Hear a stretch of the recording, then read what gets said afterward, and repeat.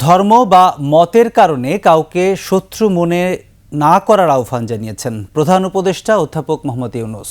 ছাত্র জনতার অভ্যুত্থানে যে নতুন বাংলাদেশের সূচনা হয়েছে সেখানে সব মানুষকে এক বৃহত্তর পরিবারের বন্ধনে আবদ্ধ করাই মূল দায়িত্ব বলে মন্তব্য করেন প্রধান উপদেষ্টা।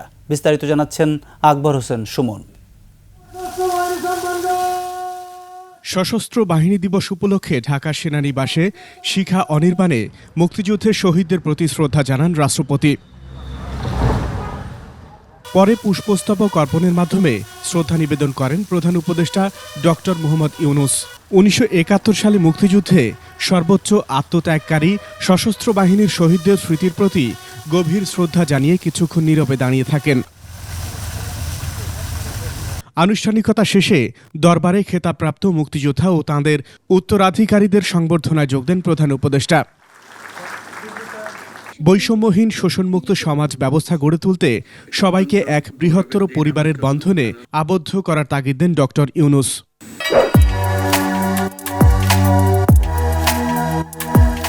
পরিবারে মতভেদ থাকবে, বাকবিতণ্ডা হবে, আমরা কেউ কারো শত্রু হব না, কাউকে তার মতের জন্য শত্রু মনে করব না, কাউকে ধর্মের কারণে শত্রু মনে করব না।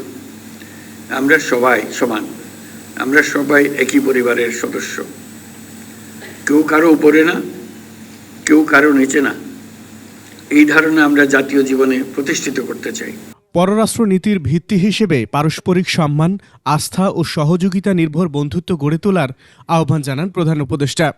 আমাদের পররাষ্ট্রনীতির ভিত্তি হবে পারস্পরিক সম্মান, আস্থা, বিশ্বাস ও সহযোগিতা। জলবায়ু সংকট মোকাবেলায় এবং বৈশ্বিক শান্তি অর্থনীতি সুসংহতকরণে আমাদের একত্রে কাজ করতে হবে। যে কোনো সংকটে সশস্ত্র বাহিনীকে মানুষের পাশে থাকারও নির্দেশ দেন প্রধান উপদেষ্টা।